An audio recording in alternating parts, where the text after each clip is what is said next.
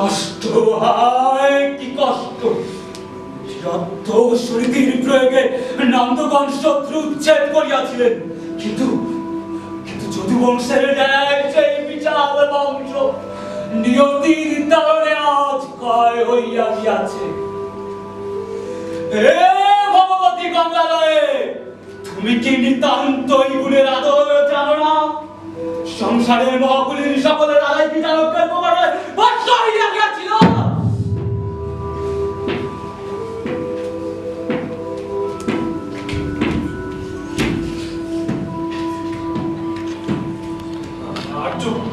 প্রণাম। প্রণাম, বসুন।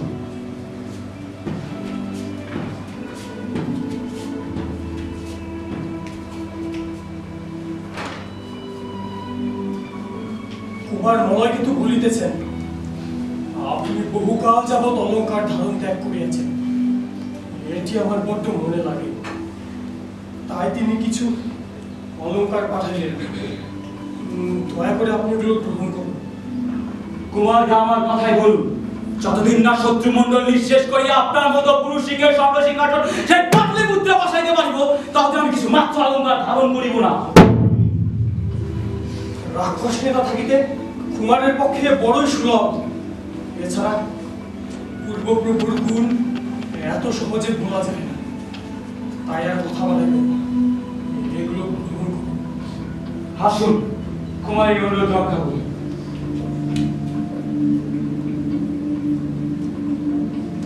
প্রণাম। মঙ্গল।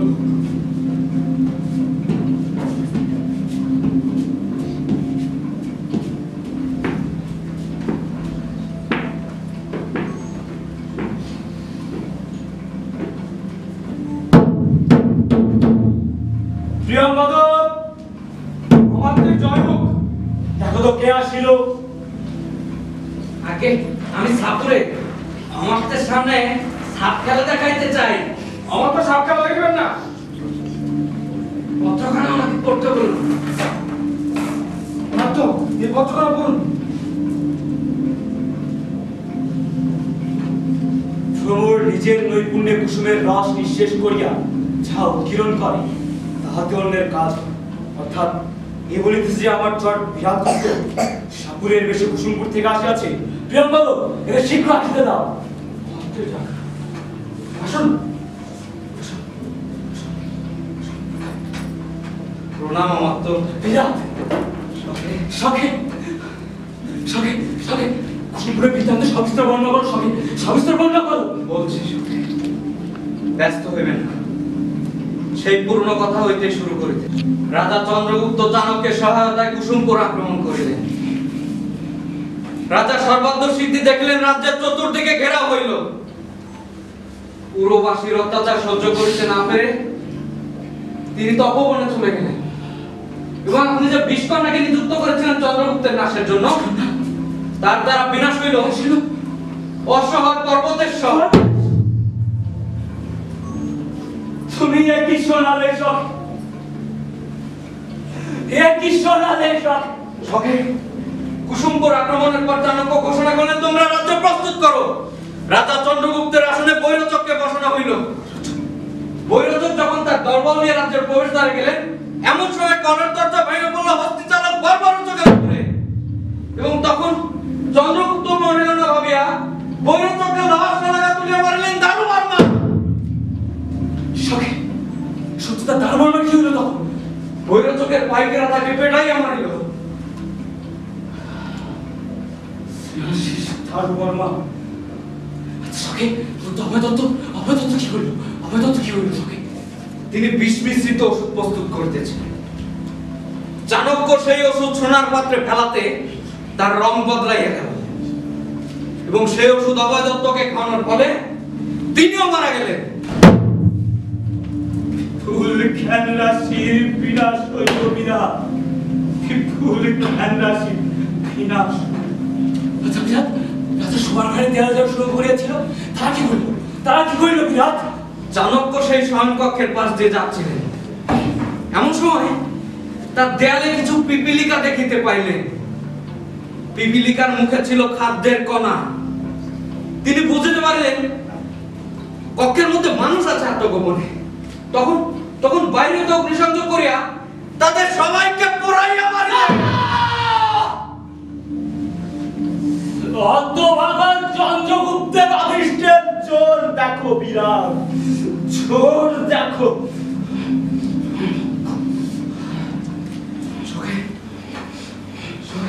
তারপর হতে চন্দ্রগুপ্তের প্রতি চাণক্য সতর্ক অত্যন্ত বাড়াইয়া দিয়েছেন এবং যারা যারা আপনার পক্ষে কাজ করিয়াছে তাদের সবাইকে ধরে ধরে দণ্ড দেওয়া হইয়াছে। কাকে দণ্ড দেওয়া হইয়াছে বিরাট? কাকে দণ্ড দেওয়া হইয়াছে? সন্ন্যাসী জীবসিদ্ধকে অপমান করে নগর থেকে তাড়াইয়া দেওয়া হইয়াছে এবং আপনার বন্ধু শকর দাসকে শুনে তাড়ানো দিতে হইয়াছে।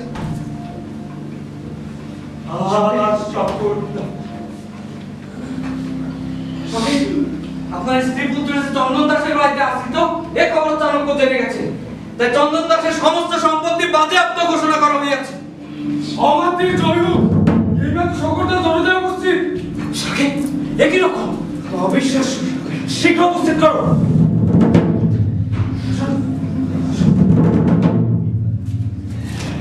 সখী, তোমাকে আবার দেখিতে পাইব সত্যিও ভাবি নাই। সখী,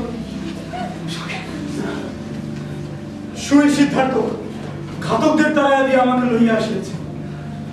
ভদ্র সিদ্ধার্থ, আমার আনন্দের পক্ষে এ বস্তু যথেষ্ট নয়, তথাপি গ্রহণ করো। চাণক্যের তো তাই আদেশ, গ্রহণ করি।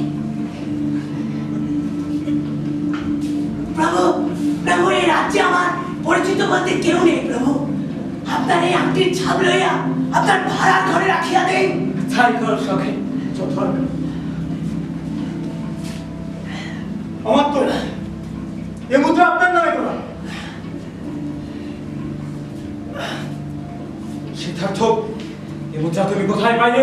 এই মুদ্রা পরিকা চন্দন দাসের বাড়ির নিকট পড়িয়াছিল। সম্ভব? এটা সম্ভবটা কেউ? এ ধরনের দ্রৌপদী ধনীর বাড়িতে পড়িয়া থাকে, আর আমার মতো গরিব মানুষ তা কুড়াইয়া লয়। সখী, এ মুদ্রা তুমি আমায় গ্রহণ করো।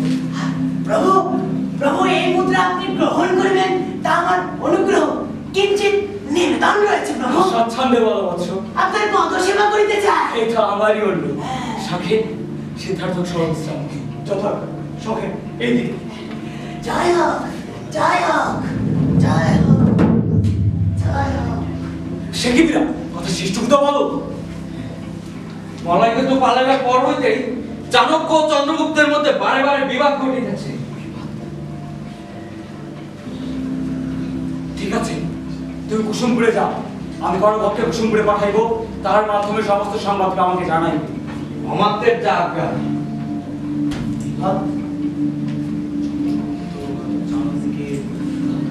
সকলটা জানাইলেন যে তিনখানি অলঙ্কার বিক্রয়ের জন্য আসিয়াছে। মহামূল্যবান অলঙ্কার। শকর দাসকে ভালো বিক্রেতাকে তুষ্ট করিয়া এগুলি রাখিয়া দিবে। আচার্য চন্দ্রগুপ্তের সহিত চাণক্যের বিবাদ। চন্দ্রগুপ্তের সহিত চাণক্যের বিচ্ছেদ হইবে কি? অথবা দেখিতেছি আমার অভিলাষী সিদ্ধ হইবে।